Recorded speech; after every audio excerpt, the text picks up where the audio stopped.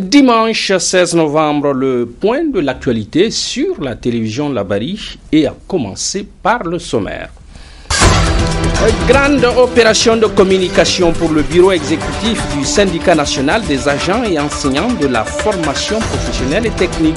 Un syndicat qui a fait le choix de nous informer, de nous expliquer et de nous éclairer pour mieux réussir nos choix de filière dans les écoles professionnelles et techniques.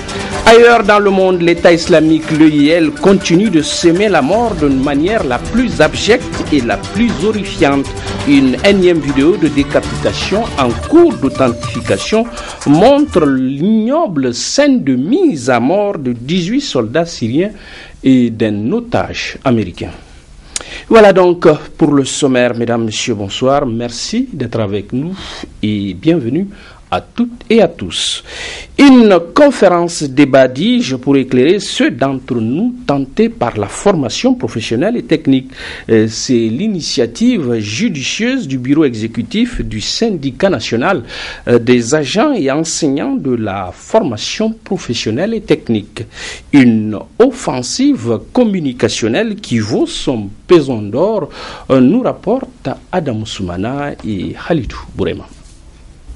Élèves, étudiants, enseignants et promoteurs des instituts et écoles techniques et professionnelles privées se retrouvent par la présente conférence pour échanger autour de deux thèmes qui sont l'orientation des élèves et étudiants dans le choix des filières en relation avec la professionnalisation de la formation ainsi que sur le système LMD à l'ère de la mondialisation. Des thèmes dont le choix n'est pas le fait du hasard. Vous conviendrez avec moi aujourd'hui, n'est-ce pas, le choix des filières, c'est ce qui fait le grand échec, n'est-ce pas, au niveau de la formation, en termes surtout de la formation professionnelle. Eh bien, nous sentirons, n'est-ce pas, alors le devoir, n'est-ce pas, de pouvoir bien orienter, n'est-ce pas, ces étudiants. Dans ce domaine, n'est-ce pas, de formation, pour parler du LMD, il y a éventuellement, n'est-ce pas, un choix à faire qui va guider ou téléguider, n'est-ce pas, l'étudiant à bien faire, n'est-ce pas, son parcours et de réussir, n'est-ce pas, pour obtenir un diplôme professionnel qui va lui permettre, n'est-ce pas, d'obtenir un travail. Je crois que en faisant, n'est-ce pas, le parallèle, n'est-ce pas, entre comment déjà les filières de formation et les LMD, vous allez trouver que il n'y a pas de LMD, n'est-ce pas, sans filière de formation. Eh bien, quelqu'un ne peut pas entrer, n'est-ce pas, en LMD aussi s'il n'a pas fait un bon choix, n'est-ce pas, pour sa filière de formation. Le groupe cible que constituent les étudiants, mais aussi les promoteurs, n'ont pas à leur tour manqué de louer cette initiative. Je suis très content de l'initiative et je suis très content que les enseignants sont venus participer à la conférence de notre frère syndicaliste. C'est ça qui est à la mode. Le LMD, elle est incontournable, vraiment. Nous invitons aux collègues qui ne sont pas encore dans la danse d'entrer dans cette danse-là sur le LMD. En réalité, la conférence elle-même, ce n'est qu'un lieu de pouvoir nous apprendre ce que nous devrons apprendre.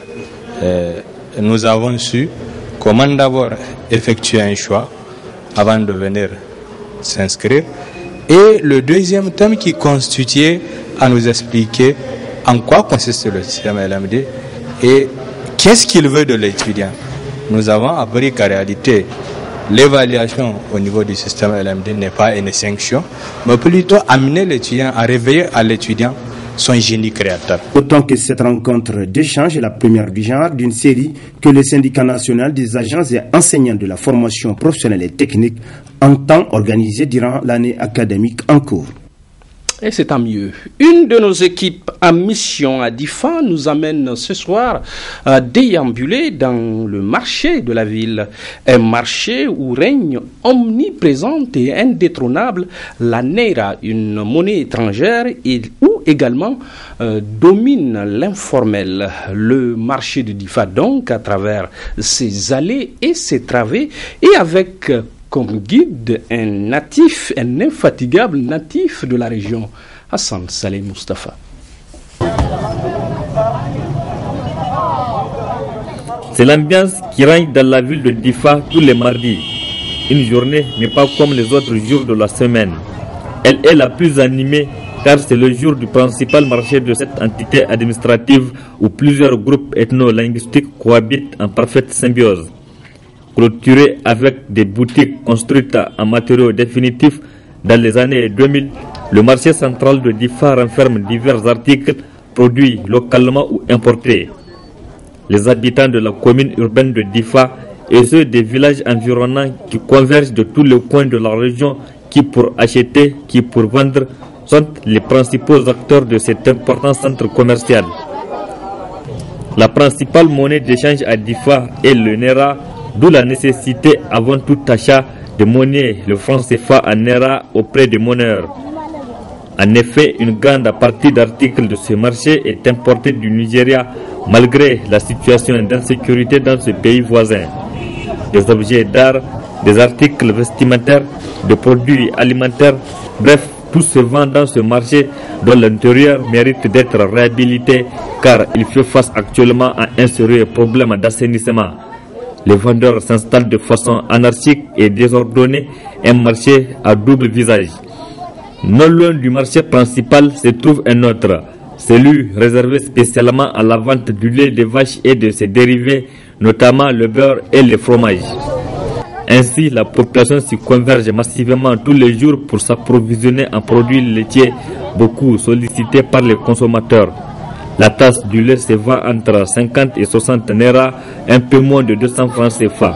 Le fromage à 300 Naira ou 450 francs l'unité et le litre de beurre entre 750 à 1000 Naira, soit 2500 à 3000 francs CFA. Tous ces produits proviennent des éleveurs Peul Bororo de la zone pastorale de la région, une région d'élevage par excellence. À Difa, le secteur de l'économie informelle, beaucoup plus développé, regorge d'énormes potentialités. Son apport dans le développement de l'économie de la région et même du pays n'est pas à négliger.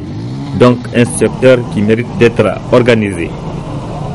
Espérons que ce cri de cœur soit entendu, Hassan Saleh Mustafa. En cette journée africaine de la sécurité routière, la rédaction de la télévision Labari tire à sa façon la sonnette d'alarme sur la fréquence élevée et de plus en plus dangereuse et mortelle des accidents de la route, notamment à Niamey. Rien qu'en 2014, et à tout hasard, nous rediffusons plusieurs cas d'accidents de la route dans la ville de Niamey. Pour le premier cas, rendons-nous au quartier Lazaret où ce jour-là, notre reporter Michel Didi nous a rapporté cet incroyable accident. La scène est triste et pitoyable. Les deux victimes se trouvant sur la moto ont ainsi rendu leurs âmes en un laps de temps, ne leur permettant pas de bénéficier du moindre secours. À en croire des sources concordantes, cet accident tragique serait provoqué par un inconnu. Il s'agit en effet d'un camion qui a déjà fait un accident de frottement avec un autre Fab Faba à quelques dizaines de mètres du lieu du sinistre. Selon le témoignage du propriétaire de ce premier Fab Faba, c'est au moment où il discutait avec le vrai conducteur du camion que ce dernier a été pris à leur insu. C'est ainsi que ce même camion a fini par percuter un Fab Faba en panne qu'il a mis en mouvement pour ramasser les deux jeunes se trouvant sur la moto.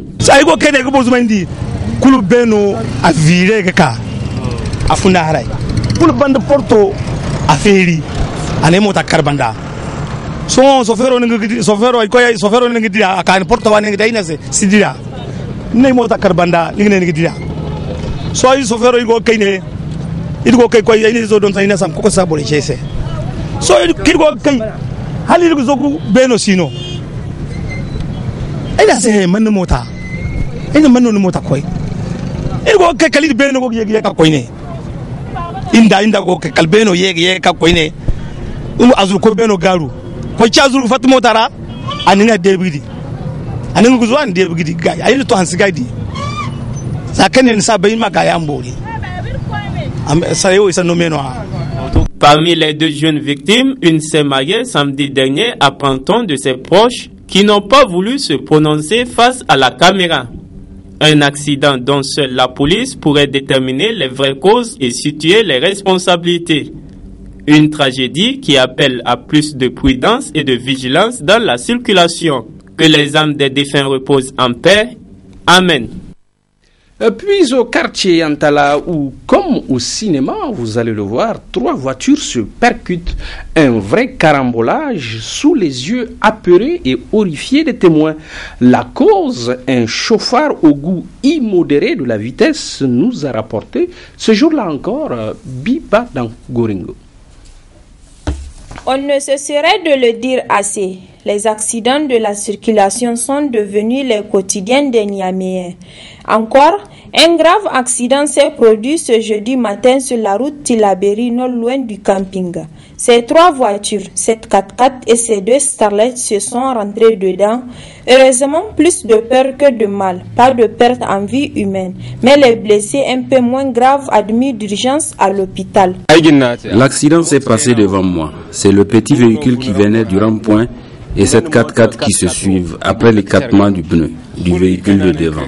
La 4x4 était derrière. Après toute tentative pour éviter, le pire a malheureusement fini sa course sur ce véhicule. En même temps, il y avait aussi le taximan qui venait de la voie qui mène vers le cimetière Yantala. Lui aussi est rentré dans la danse. Fort heureusement, il n'y avait eu que de blessés devant nous. L'imprudence, la précipitation, l'utilisation des téléphones portables au volant sont entre autres causes de la plupart des accidents de la route à Niamey. Pour réduire les risques d'accidents récemment, les autorités, à travers une loi, ont interdit l'usage des portables au volant, une décision qui reste pour l'instant sans effet. Les usagers au volant continuent toujours à décrocher les appels. Notre 3e exemple, enfin, nous amène au carrefour du Palais des Congrès avec un accident peu ordinaire, vous allez le voir, et qui ressemble à s'y méprendre à un décor d'apocalypse. Ce jour-là également, la RTL était sur place à travers Adam Ousmana. Vous n'en croyez pas à vos yeux, et pourtant c'est la réalité. 2 véhicules s'encent dessus-dessous, tel un lion qui bondit sur sa proie. C'est le spectacle qu'offre au Bado l'accident survenu dans les environs de 15h ce mercredi 20 novembre au carrefour du Palais des Congrès de Niamey.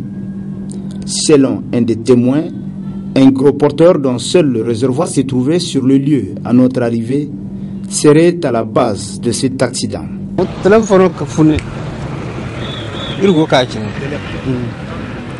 C'est un camion gros porteur qui est à l'origine de cet accident. Le chauffeur du gros porteur est venu dans le sens opposé. Il s'est stoppé un petit instant, puis redémarré, ce qui a du coup provoqué des collisions entre les 3 véhicules. Heureusement, l'on ne déplore aucune perte en vie humaine, seulement des blessés. Ce énième accident de la route vient relancer les débats sur les heures de circulation des camions gros porteurs de la capitale et surtout le respect strict du code de la route. Point final de ce journal. Merci à vous tous et excellent début de semaine à toutes et à tous. Au revoir.